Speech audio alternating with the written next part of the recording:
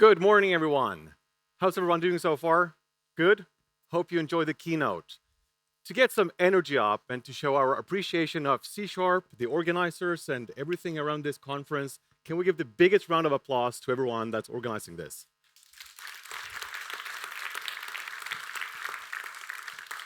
Thank you. See you next year. This will confuse everyone else. I'm just kidding. We're going to be talking about some C# language features, everything that's changed in C# over the past decade. We're going to go back even further from C# 9 because there's some language features that have been introduced and improved over the years that are continuously improved upon, which is why we have to go back a little bit further. It's interesting to talk about language features in C# as we tend to use a lot more AI to generate code and review code. So why do we want to learn more about these language features? The thing is, I use AI a lot to review my code, and it keeps telling me this is not valid C# syntax. And it certainly is. It's just that it's new language features, and the AI hasn't kept up with the latest additions yet. So therefore, it's good to understand exactly how these language features work and where they fit in the language, and how you can communicate with your fellow developers around where this would fit.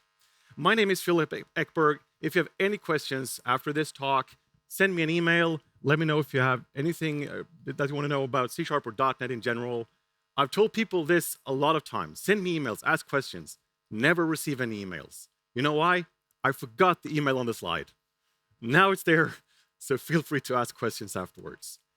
So C# has had a lot of additions over the years. There's some language features that change how we architect our applications. We have generics, async and await, that fundamentally change how we build solutions. They all boil down to one thing: more maintainable solutions, solutions that are less error-prone, that are easier to maintain in the long term, and just easier to reason about. Some of these are also improved upon, as I said earlier, in newer versions of C#. They can't just make everything perfect in the first version. So before we get into the actual language features, I'd like to know, every November, there's a new version of .NET.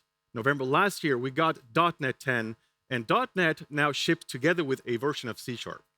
At one point, they were not shipped together, they were independently updated, but now it's all one package again. So I'd like to know, how many wait for an LTS version before you upgrade? About half. I understand the reason about waiting, because there's a lot of testing involved in upgrading a .NET version. However, the naming is a little bit unfortunate. The long-term support version and the standard support version are in no difference in terms of quality. They don't have experimental features in them. They don't have more bugs because it's a short-term support version. So every November when Microsoft releases a .NET version, no matter what the name is, if it's STS or LTS, you can safely upgrade. It's going to be more performant. It's going to give you more features of C# and .NET in general, so you can just recompile your application and hope for the best. Of course, there's testing involved. To make this work a little bit better, they've increased the support term for the short-term one to 2 years instead of 1.5 or 11 months or whatever it was earlier. Long-term support is 3 years, short-term is 2 years. So that should make the reason to upgrade a little bit easier. Now, let's go back to the language features. I'd like to know as well, how many of you have seen this screen before? No one? You're a bunch of liars. Everyone runs into this. I saw a few hands. So null reference exceptions is a huge issue. And we can't just go back and remove it from the compiler because that would change a lot. And C# and .NET and Microsoft in general are all about backwards compatibility. So going in and removing null from the language doesn't make sense. That's why they introduced a language feature in C# 8 called Nullable reference types. It changes completely how the compiler looks at all your reference types. It now assumes that everything is going to be set to an instance. The compiler will do its best job to figure out where you might end up getting a null reference exception. And the reason we go back to talk about C# 8 is because this language feature is still being updated on. In C# 14, it got improvements as well. So let's go back a little bit and just look at what this actually looks like. I have a fairly simple application, a couple of classes. It's using some internal processing here that's super simple. I just want to show that this is a normal class that doesn't have anything particular in it. There's a couple of warnings. And again, how many are fixing all their warnings? No one. Perfect, you're not liars anymore. Because no one looks at the warnings, which is why you can go ahead and change this into track it as errors instead, or tell you that the warnings are errors. So what the compiler is doing now, it's telling us that these two properties, I cannot determine that these have been set to an instance. It's telling me that these could throw a null reference exception. So what do? I can introduce a constructor, which would change the contract, so anyone that's using this class would have to update how they instantiate it, which is not the best. Instead, what I want to do is to notify the compiler, tell the compiler and everyone that's using this class that, hey, I'd like this to be a required property. You have to be able to spell, required. There we go. As long as you can spell, the compiler will understand what you mean. And now I've told the compiler that this is required. As long as you use this class, you have to specify first name. So anyone that's now using this or creating an instance, they have to specify this.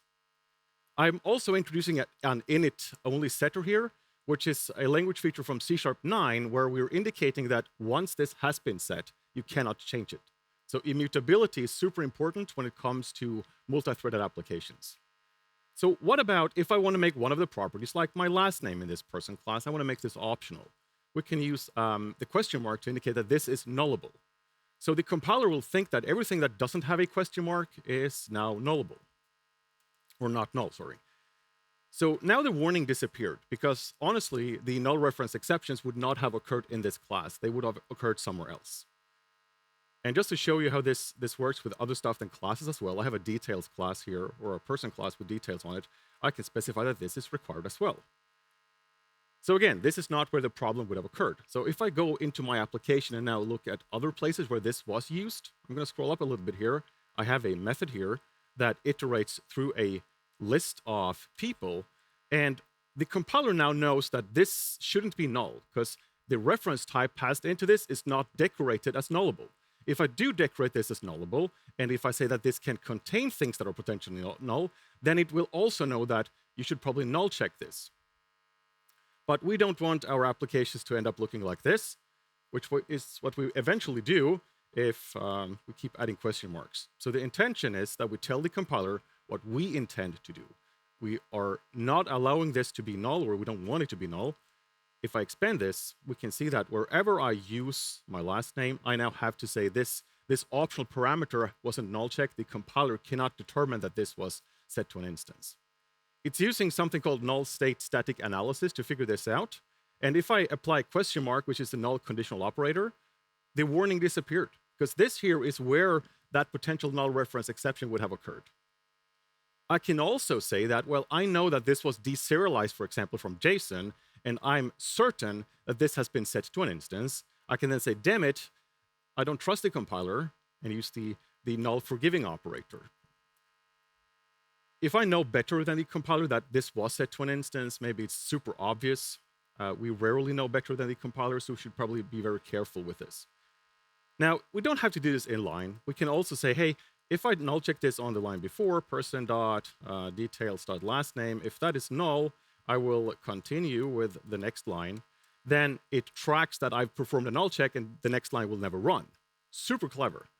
But when this was first released in C#8, without that required keyword and without the C#9 init-only setter, this was kind of an incomplete language feature. So now when we're up to C#14, there's a lot of additions that let us work more nicely with this language feature. So we can truly avoid nulls. Now, I do want to show one more thing. I have another method down here at the bottom. Actually, before we do that, this is doing the null check inline, but we also have a way to do this with a method call. For example, if I'm calling a method where I pass what could potentially be null, let's do this. Throw if null, person.details.lastname. This method has an attribute applied to it that tells it that if the thing you pass into it is null, I'm going to throw an exception, meaning the next line will never run. So the compiler knows that once this method call invokes, it throws an exception, the next line will never run, therefore this does not have to have a null check on it. So the compiler is trying to be smart so that we don't have to add extra code, because traditionally we had to add null checks all over the place, which tend to make the code a little bit ugly and unnecessary.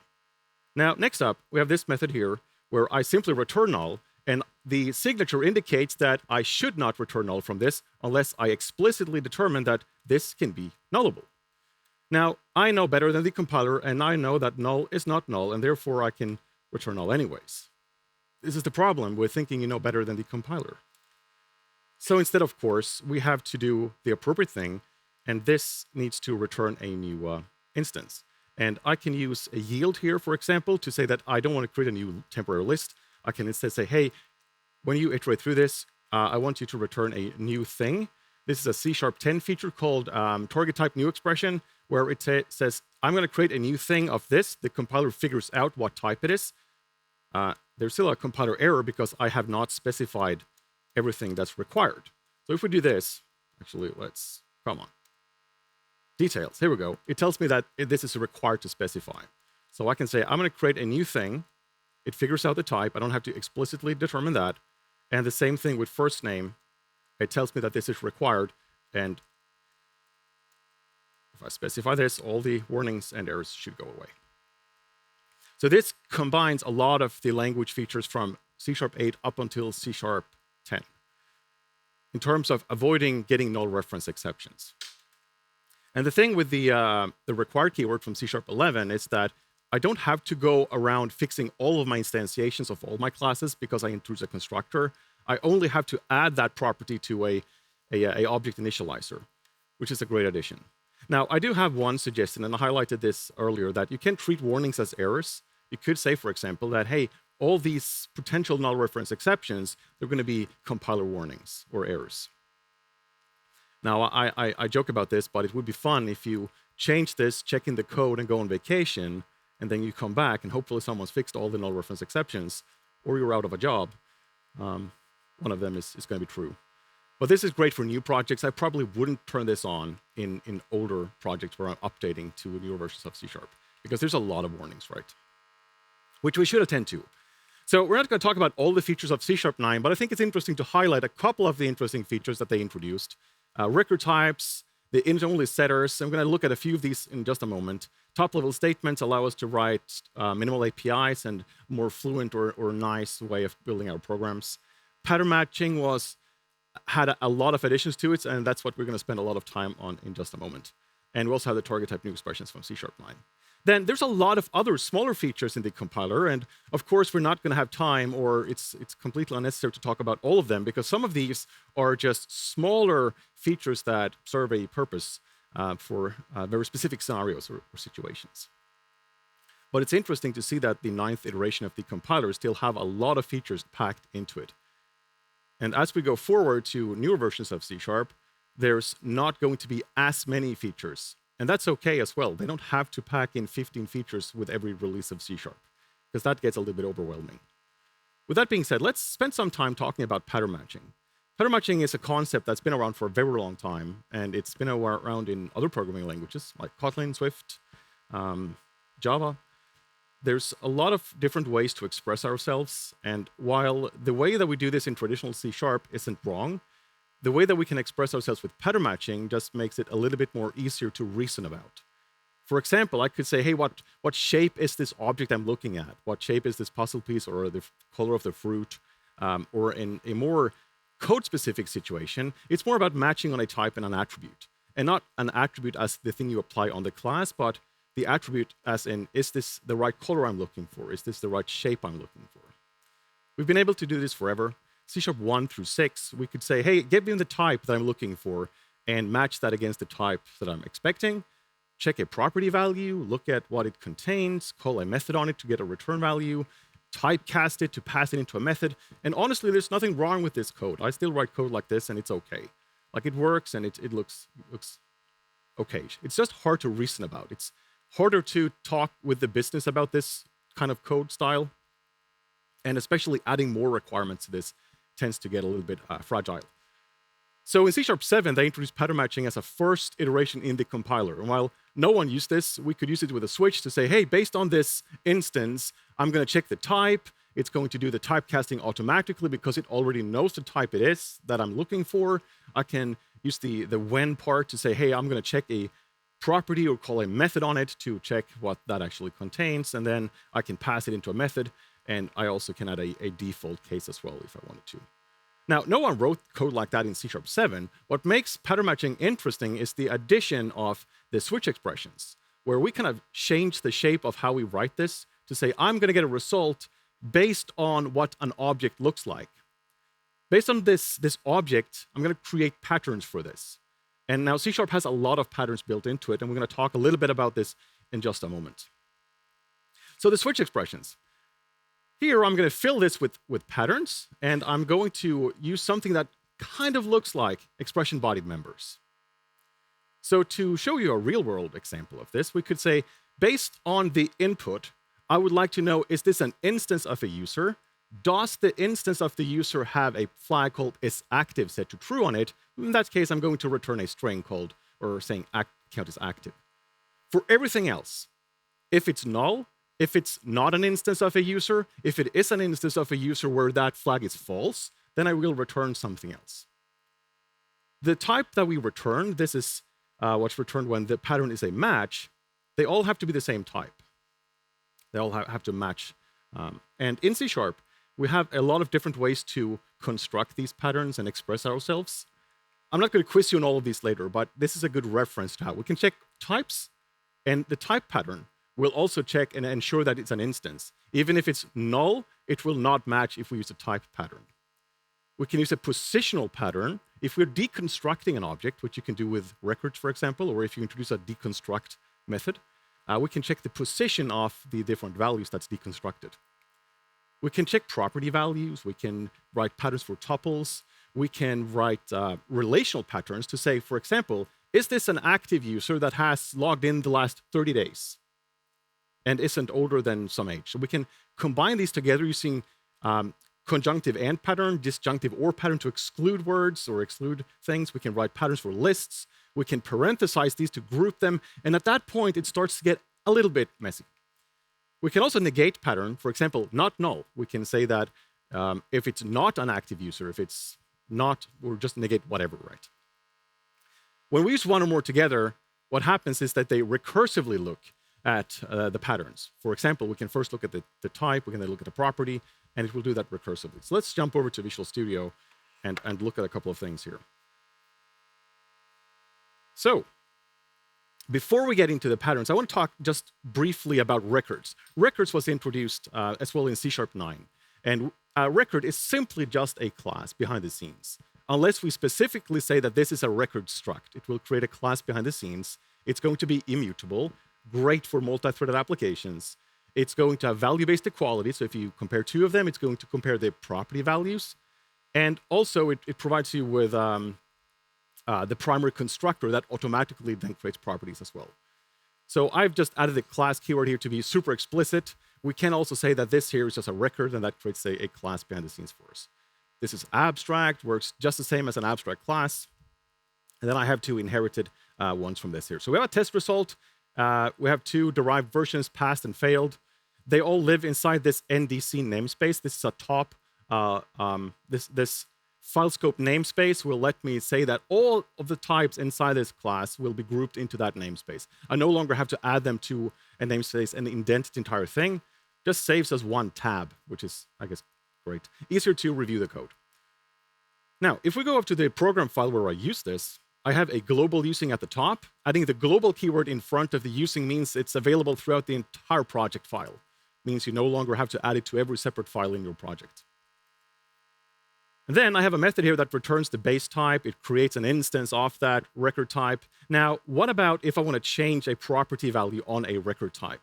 How do I do that? Immutable types are, as the name suggests, they're not mutable. So I can't just say, hey, test result dot number of attempts is equal to 4, because now I'm trying to mutate this object that's clearly immutable. So how do I fix this? There's a different syntax to say that, hey, I'd like to dereference test with everything from test and one slightly modification where I say I'd like to get the test with this changed value. So it copies everything over. It doesn't do a deep copy. If you have a list on it, it won't copy the list values. It's just a reference. But that's how you dereference that with a new thing. And this is, again, great for multi-threaded applications. Now, if I call this, let's say that I want to get a result, or outcome, rather, based on the thing, not that thing. I'm going to call this method, and I'm going to write some patterns for the the thing that's returned here. Now notice I don't have to call this on the line before. I don't have to declare, I don't have to store the result from this method in a separate variable and use the variable. I can call the method and write a pattern for the return of that method. So I could, for example, say that, hey, if this is passed, we are going to say, hey, you passed. There's a warning telling me that I haven't matched all the cases. So what I can do is that I can say, well, if it's failed, I'm going to return failed. For everything else, I'm going to say inconclusive. There we go. And now I've matched all the cases. Underscore means any other derived type. It means null. It matches on anything that's not those two specific types. I could also say, hey, I want to capture this. I can use a var pattern to say, I'd like to get this. If I hover this, which will probably be a little bit difficult to see here, but it should be a nullable test result. If I do this, let's see here. Result. If you look at the your right-hand side top of the IntelliSense, it says that this is a nullable test result. So var will capture anything. It's not the same as a type pattern. It declares that thing that you received into the variable, and it can be anything. So you have to perform a null check. For example, result dot number of attempts dot toString. And again, they all have to return the same thing or the same type. So if I now like to say, like, I'd like to write a little bit more complex, because past here means it's an instance of past. I also like to say, if it's an instance of past, and the test date's year is after, let's say, 2021, and before 2027, or before and equal to 2027, I can construct a very nice and easy pattern like this here. I can even write this super complex and introduce conjunctive ors like this here, which means that it's super hard to know exactly what this does. We can parenthesize this. We can negate the entire thing. And at some point, this becomes really hard to read. And just because the language feature allows us to do this doesn't mean that we should. This just illustrates that we can write quite complex patterns as well. So now what happens here, quite a few things. Let me just simplify this slightly. I'm going to remove the or and just have this part here. What happens if test date is null? Will that throw a null reference exception? It used to, but they fixed this and introduced an extended property pattern so that whenever you call testDate.year, it will capture if there's a null reference exception and just not evaluate that pattern as true. Are we limited to use this with our switch expressions? Nope, we're not. So let's say that I want to spice this up a little bit and write something similar. For example, if I call getTest and the result is this thing. Now, how do I capture that as a local variable inside the if statement or even inside this part here? In the switch expression, we probably saw briefly, or you indicated here that I can declare a variable that captures this for us. I can declare this as a variable as well to say this is the past test. What happens here is that I'm using a declaration pattern to capture this, and I can now use this inside my expression. The same goes for if I use this with an if block. I can say, I'd like to get my test result. Now, the result is typed the correct type. If I hover this here, it's going to be the past test or the past type. And it's going to be certainly have matched that pattern. So pattern matching is super powerful and allows us to write complex and also write more understandable code as well. And this is a foundation to introduce a new feature that's coming in C# 15, which is unions or unions types, which we're going to get to in just a moment. Let's just briefly talk a little bit about C# 10. So C# 10 introduced record structs built upon the C# 9 records, but they should also be available for structs. And again, they introduced more features like the global using directives that I showed you, the file scope namespace declaration, the extended property pattern. So even though pattern matching was introduced both in C# 7, 8, and 9, they continuously improve this. They improved lambda expressions, allow constants and interpolated strings, and there's a couple of more things. A little bit less than in C# 9, but this here kind of sets up for building more minimal API style applications. you might have not noticed, but everything that I ran in my application, everything inside here, this is just a program.cs. There's nothing in here that's having this public static void main stuff. We can write really simple C# applications in a very minimal style file. We can even write it more easy than that. We can run a C# file without even having a project and solution. Now, one more thing, the compiler should do smart work for us. So why not allow the compiler to infer what kind of delegate that I'm working with? In this case here, I have to explicitly say that this here is going to be a func that returns a string, takes a string as an input and returns an integer. Like, I can see that this is clearly a specific type. Why couldn't the compiler, and certainly in C#9 you had to do this, but in C#10 they allow us to do just var parse is equal to whatever, and it just figures that out for us. And kind of building on the lambdas and improving them and allowing us to use minimal APIs more effectively. Here's an example. So this is a minimal API. There's a couple of more lines here, but basically this here spins up app.mapget, lets me specify an endpoint that listens for an HTTP request or an HTTP GET request. And there's just like an app.run at the bottom that spawns this up. And to make it complete, they had to introduce things like attributes in lambdas and make it easier for us to do optional parameters in lambdas, which comes after this in a newer version of C#. So again, continuously improving upon the language, adding things that lets us use these language features that they introduce piece by piece. So there's not much more to talk about in C#10, but if we go on and talk a little bit about C#11, there's more patterns.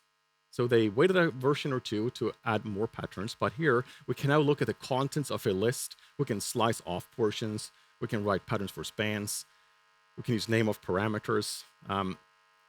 Now, I said this earlier, by just upgrading to .NET or upgrading your .NET version and recompiling, you can get a more performant version. And the cache delegate for static method groups is one of those examples. The compiler is doing clever things that for really high throughput scenarios where you run into this would cause extra allocations and cause potential performance issues. So you upgrade your .NET version and use a new version of the compiler, and while it's still backwards compatible and should still run the same, it's going to be more performant. There's the required properties that we talked about earlier. So again, quite a few versions in a couple of years after the introduction of the nullable reference types, they keep adding to that language feature. Super simple syntax. There's raw string literals, static abstract members and interfaces. We can define UTF-8 string literals. So why would we do this? Why would we want to specify UTF-8 string literals? Data coming in over the web is traditionally UTF-8. C# and .NET works with UTF-16. That means that everything coming in over the web has to be translated into UTF-16. That means extra allocations, extra CPU work, and it's kind of unnecessary if we're just scanning a payload for some data before we're even processing it. So that's why we can now specify this as a read-only span of byte, for example.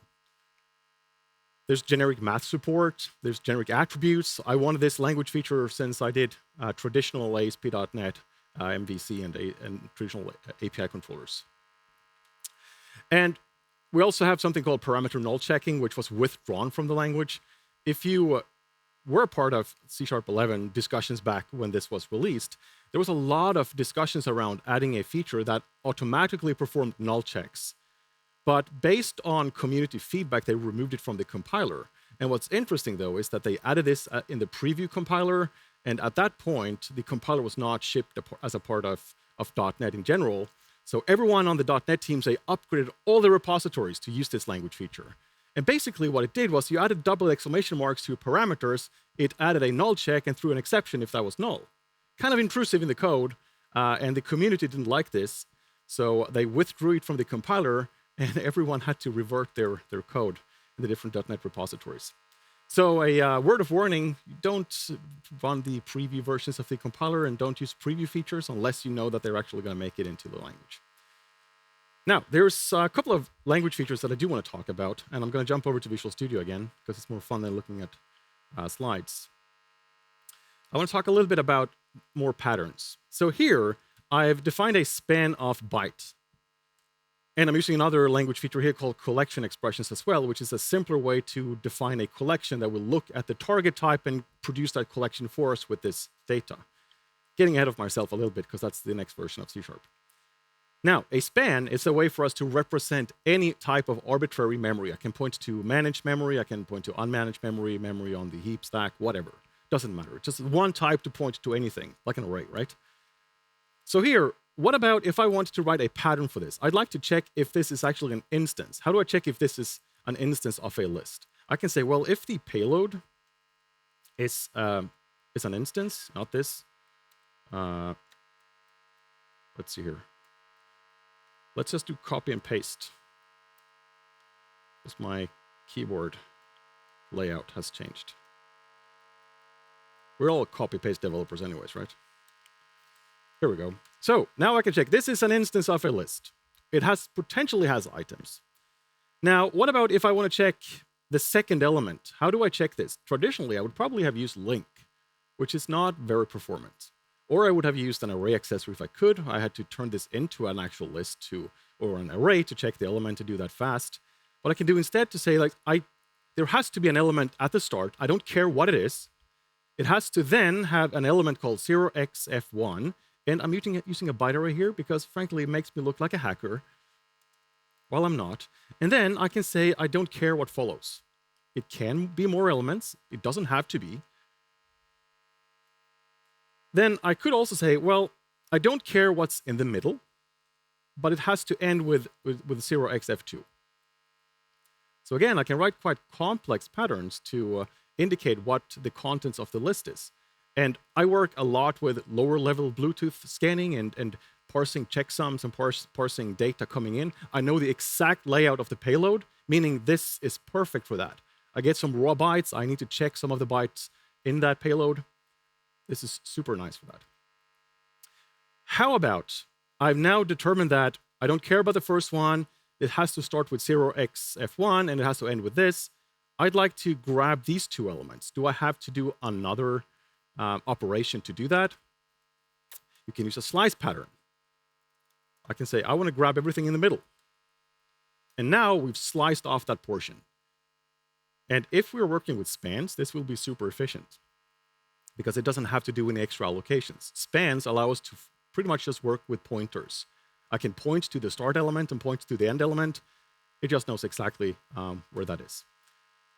This will just be one element, right? But what about if I remove this one? I don't care what it starts with, but now I actually get the two middle elements. Or I want to get the end. I can do that as well. So I can slice off any portions whatsoever here. So that's the list patterns that allow us to check if the content is what we're looking for, if it is an instance of a list. I can write patterns for a span that performs implicit conversions. So again, I take my name here, which we've been able to do for a long time, to say I have this string literal. It's implicitly converted into a read-only span of a character. I can then also use a pattern to say, hey, is this span containing this string literal? And just compiler does this work for us. It looks super obvious, but this didn't work before this language version. So if you're on an older version of .NET and C#, this wouldn't have worked. And in newer versions of C#, they're going to add even more implicit conversions to make spans a first-class citizen. All right. So just to show you a quick other example, here's a list of a string. It doesn't really matter what kind of data type we're working with. It doesn't have to be bytes. It can be strings. We can say, I have a switch here.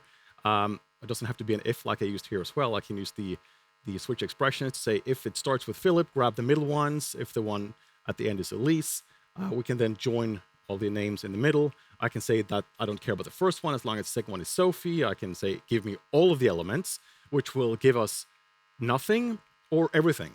It checks the instance and gives us everything inside of it. So the var here will just capture all of it. And if it's not an instance of a list, it's going to be null. Another interesting language features is raw string literals. We can finally go back to writing PHP-style code where we have the markup and code in the same file. I'm kidding. We don't want that. But what we can do is that we can now have 3 double quotes to say, going to add XML or JSON. It's syntax highlighted. It's good for when writing tests. It's good for when we have a minimal API and returning some data or some HTML really quickly. And with the $, I can also say this is interpolated, which is quite nice. So another example, using UTF-8 string literals and the spans, just to give you a little bit of a hint of how this can be used.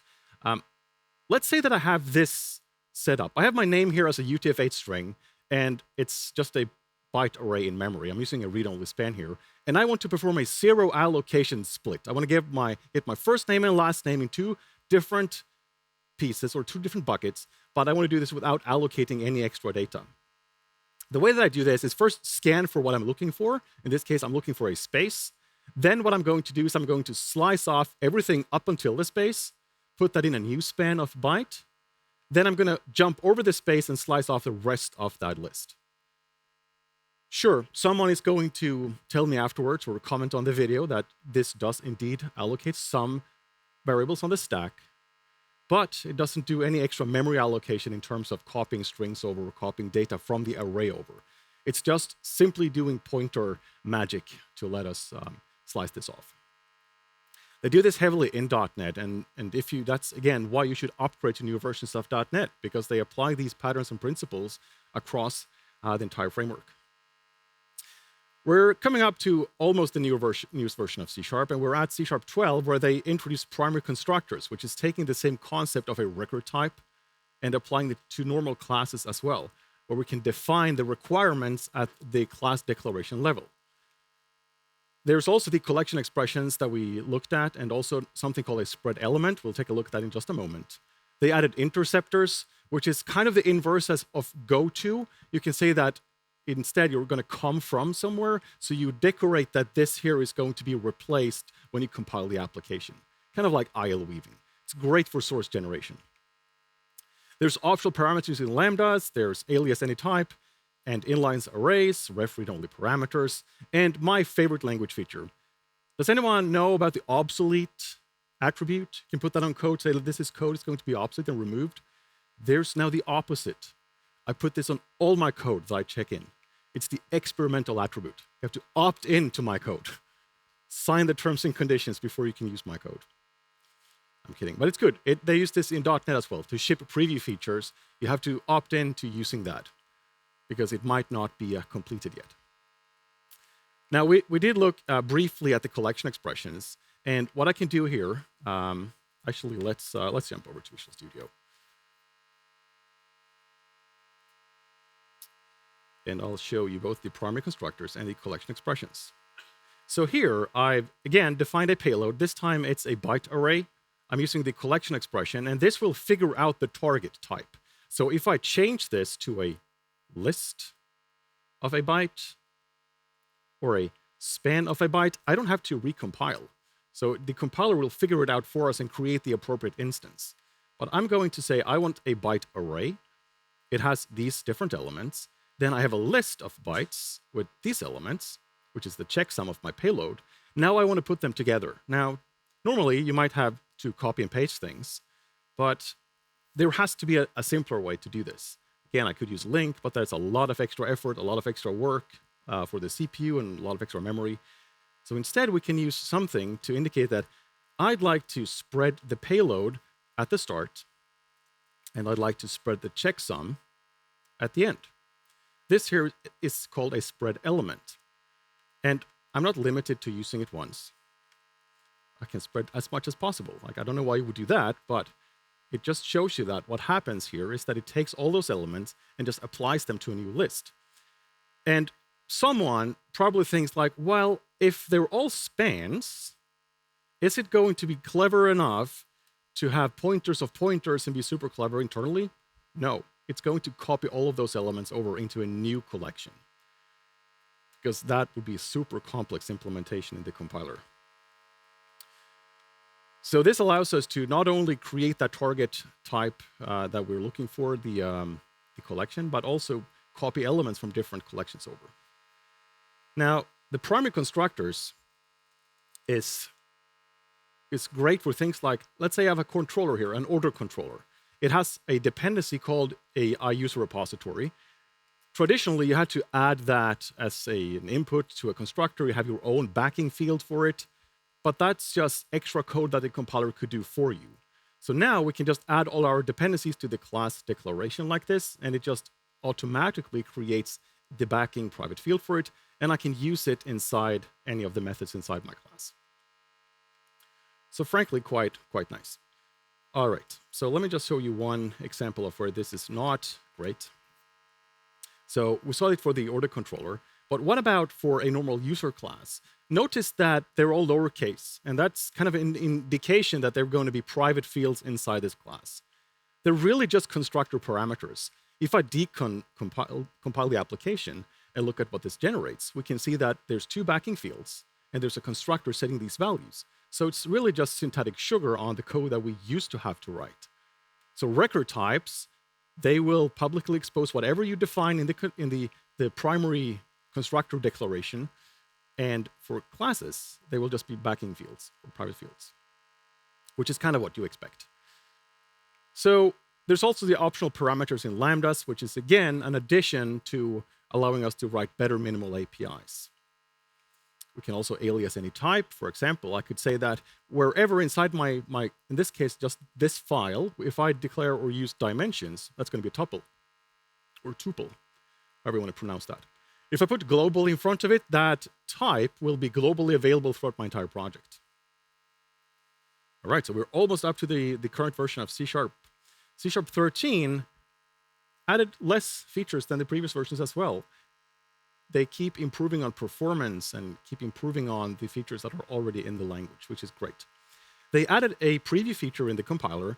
It was supposed to be generally available and not a preview feature, but there was some IntelliSense issues and some stuff they just had to get right before they actually released it. So the field keyword allows us to reference the backing field of an auto property, because when you use an auto property, it already generates a backing field for you. But there's never been a way to reference that to, for example, sanitize the data before you return it, or to sanitize it before you set it. There's params collections that builds on collection expressions. So without that feature, this one wouldn't have been able to add to the language. There's a new lock object. There's implicit index access. There's overload resolution priority, and a lot of more partials added. So partials, why would you write partial classes, partial events, partial constructors, partial properties? It's due to source generators. So if you can have partial anything, you can have code that generates the filler for all of that. When it comes to the field keyword, it's quite simple. You simply say, hey, I want to reference the backing field by just using the field keyword inside the auto property. Or I want to set the field to a specific value. Now, before we had this, we had to set or create that backing field ourselves, which it's not really a big problem. It's just extra work. It's just a couple of extra keyboard strokes, right? So why wasn't this added to C# 13? Because, frankly, it's a breaking change. And it's still a breaking change in C# 14, but there's now a lot more of analyzers and helpers to actually make this work a little bit better. So why is this a breaking change, and how do we get around it? Well, if we look at this code snippet here, what happens if the variable already exists? In this case here, I have a user where this user works in a specific field, and the backing field, how do you access that if that's now a keyword? You have to use the keyword escaping character to do that. So you've always been able to do this, right? If you have a variable called await before async and await was available, that would break when you update to the new version of C# as well. So what about the other one? Params collections, building on top of the collection expressions. Here, I have a lot of overloads for these different methods. Basically, they're all just taking different types of lists as inputs, and they have the params keyword in front of them so that you can pass in either a complete collection of strings or comma separated. And this works with any type of collection, and it builds on top of that collection expression. Without that feature added to the language, this wouldn't have been possible to add. It will favor the span over arrays. It will avoid implicit conversions. It works with any enumerable. And what's interesting with this example here, if you're a human compiler, you'll notice like, hey, these are ambiguous. I would be very surprised if anyone caught that. And frankly, when writing these methods, you wouldn't notice, because it's when you're consuming them that this error occurs. So either you have to be more specific about which one you want to use, but in this case, there might not be a way to do that. So if read-only span of string and list of string are both going to be selected for all different cases, How do we solve this? They added a new attribute called overload resolution priority, where it lets you set which one has the higher priority on the method. So if you're writing a library or you're working with any open source projects or in a bigger corporation, you can add this when you have multiple overloads and you want to favor one of them when there's an ambiguity, which is kind of great. And another thing, if you're working in multi-threaded applications and you want to have a more performant or better API to handle locking, we should avoid locking as much as possible, but for real multi-threaded applications, it's kind of hard to avoid. Now, this new lock type, or the lock object, traditionally you use a normal just object and you call it sync root or whatever, like the name doesn't matter. But the lock keyword will now know that when you use this type, it will use a .NET runtime feature that has a better API internally that avoids this old monitoring-based API that checked if the lock was open or closed. So you should just be able to change the type and your application should behave the same, hopefully. Now, I did mention partials. In this case here, we can have partial properties and partial types. And in newer versions of C#, we can also have partial events and partial constructors and partial anything. Less useful is probably the implicit index access. We can indicate that with the hat symbol. We can say like, hey, I'd like to instantiate this list from the end to the start instead, if this is already set when I create this instance. I haven't used this myself in production code yet, but it's good for those that need it. Again, probably for lower level stuff when you build up payloads and such. Now, let's talk about the current version of C#, which adds the field keyword as a real language feature. It's no longer preview. You can use this in your normal applications. Spans are now first-class citizens. They will do a lot of implicit span conversions whenever possible, because the assumption is that when you can work with spans, it's going to be more efficient in terms of memory. There are cases, though, where spans won't work. If you're using async and await and yield, the spans unfortunately won't work and you have to use memory of T instead. It's just due to the nature of how spans work and where they're allocated. There's extension members. This is a language feature that they wanted to add for a very long time, but took also a very long time to add and get it right to understand exactly how to change the syntax and where to add it. We can have modifiers on lambdas. There's, again, more partials. And there's a null conditional assignment. So what's interesting here is that now we're up to the current version of C#. C# 8 added the first iteration of nullable reference types, and we're still getting improvements to how to work with nulls. So I want to jump over to Visual Studio and show you a couple of these features. Let's first look at the field keyword. Is quite simple. We simply have, I can reference the field for this backing, for this auto property. As indicated by the color, it's a keyword, right? I can do whatever I want on it. I don't even have to specify it for both of them. If I wanted to do it for getter, I can do that to say that, for example, I want to do this to lower, and that will work as well. An interesting feature is the extension members. Now, extensions and normal extension methods, they have to live in static classes. That's still the case. The only thing that's changed is the syntax of how we produce them, as well as that we can now also add extensions for properties. I can add an extension as a property on a type, and I can also add extensions to the actual type itself. It doesn't have to be an instance. So let's just take a quick look at what that looks like.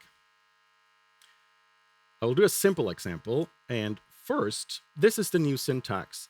I'm going to say that I'm going to create an extension inside a static class, because there's no instance of the extension itself. You write an extension to a type's instance, so I have my result instance that I want to add extensions to it. I can group all my extensions inside of this, so I don't have to do the older, a little bit more ugly syntax.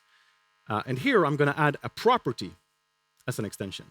So all my instances of a result will get this static, or will get this property.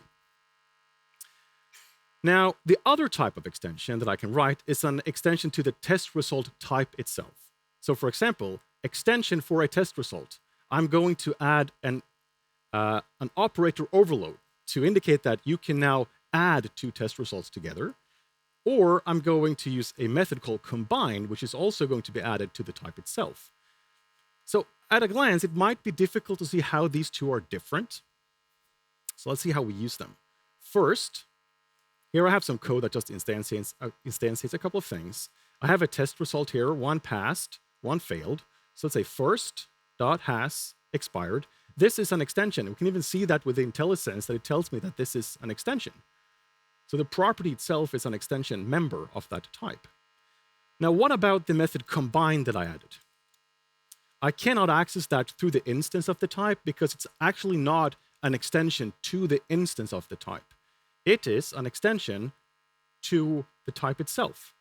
So this is where we can see that I have a test result extension, and since this class passed inherits from that, it will also get that extension member added to it. And I can also add extensions to operator overloads like I have here at the bottom. We can write even more complex extensions if we wanted to. For example, here's an example of generic math where I say that any number gets an extension called add to it. So if you're not already asleep due to me speaking too fast, this is going to get your head spinning a bit. So here, all I numbers, integers, doubles, decimals, all of them are now extended with this method that I have in here. So I have an extension for any generic t number where a t number is an I number. I'm going to add the method add to it. All right, so what does that actually mean? It means that I can do 10.add 20. Right, so I've extended the built-in integers, for example, or decimals, or whatever. So this is generic math introduced in an earlier version of C# as well. Bit of a bonus. All right, so extensions, everything. They wanted to add them forever, but it didn't make it into C# 13. They just had to spend a little bit more time refining things. But the syntax is simple, looks better. Here you can see an example of where I extend the user instance to add a full name and an isValid one, where the method that's extended can also access the property. But again, there's no instance inside the extension itself, but it can work with the instance that it's extending, if that makes sense. So it's just a better, more concise syntax and adding the capability of extending more members on more types of things. All right, so the final C# 14 feature is the null conditional assignment. This one is interesting. I said earlier that we should avoid question marks and exclamation marks unless we actually need it and intentionally so. And we do have to use it when we deserialize data, for example, from JSON, because that will not always be the case that it's going to be deserialized into something that's not null. So in this case here, what happens here is, I'm torn if I like this or not, because what happens here is that it's going to null check user before attempting to set the name property. And when debugging this, it can be really tricky. Like I can see that it steps over this and I can hover this and to see what the value is after it executes. But if that was a method call instead, sometimes it gets a little bit tricky to debug and understand where things are running incorrectly. So basically, just a shorthand to add an if statement before accessing this property. So now, that's everything up until C# 14, which is the current version of C#. A big question is probably, what's next? There's a lot of different angles to work with in C# and .NET in general. One of the things they've experimented with is rewriting async and await completely. And not in terms of how the compiler generates things, in terms of how the runtime understands async and await. What if the language and the compiler didn't have to do all the state machine work? What if that lived in the runtime instead? Introducing green threads, introducing better thread synchronization and context switching, and having all that state machine work inside the runtime. They have done a lot of work with that. We'll see where that lands. It's not coming anytime soon. But one thing that is coming, and you can, of course, it's open source. You can participate in the discussions and even implement features if you want to. One thing that's coming is union types. And this has been a highly anticipated feature and wanted feature for a very long time. And they have said that it's coming, but they haven't just said it. It's actually been merged. Not too long ago, they merged this into the main branch of the compiler. If you update to the newer version of the insider build of Visual Studio, you'll be able to use union types. And someone is probably wondering, what is union types and why should I care? Let's take a look. So here, I have a pretty simple application. I have a couple of different types. Let's look at those first. Let's just imagine that this is a more complex setup. I have an application where I allow myself to log in. The logging in returns either an authorized user, or it returns forbidden or authenticated. These have nothing to do with each other. They're totally separate, right? They don't share the same interface. They don't share the same base type. So how do I now construct something that could return any of these three different things? You can write some, I mean, you can solve this problem. Like, it's not super complex. But it would be better if I could say any of these could be returned from this execution or this method, and then I can use pattern matching to determine what actually happened. So now, to create a group or union of these different things, I have this new syntax to say, I'm going to get an authorization result, and this is going to be a union of these three different types. They share nothing in common, except that they're used in the same type of execution or the same process. So now, if I run a method, or I have a method that returns this authentication result, I'm going to authorize my user with this password. It can return an authorization result. So based on the result that I get, I'm going to say, if it's an authorized user, I can return the user itself. I can say, hey, welcome user, and I'm going to return an OK. If it's forbidden, I can capture the reason, and I can return forbidden. If it's unauthorized or authenticated, I'm going to return them back to the login page. So while I've been able to solve this before, this is going to make code a lot easier to read. We can group different things together and write a little bit more beautiful code.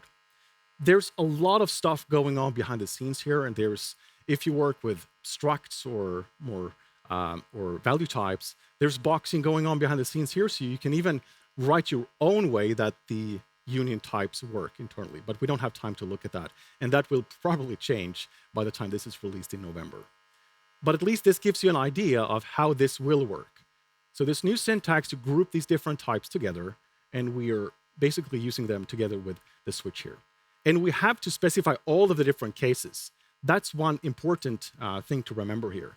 If I just want to say, hey, if this is authorized or forbidden, then this is going to be a compiler error eventually, because you have to specify all the different cases that could be the case in that union. So all of the different ones specified down here also have to be inside our switch expression or whenever we write a pattern for it. So I think that's a great feature to add to the language. And it's been something that people have wanted for a very long time. So kind of just to summarize, we've talked a lot about the features added to C# over the past few years. There's a lot of additions coming in the future as well, but the main feature in the next version, which is C# 15, it's going to be union types. And after that, there's a lot of things they want to do, but they try to focus on smaller things that are probably going to make our lives easier. That's going to make our AI work and AI reviews easier as well. As we go forward, we'll probably see a lot of performance improvements again, and I probably said performance 500 times during this talk, but that's been a key point in both .NET and C# over the past few iterations of the language. So I do want to say again that don't be afraid of upgrading to the latest version of .NET. It's not any experimental features unless you actually go on a preview version of .NET.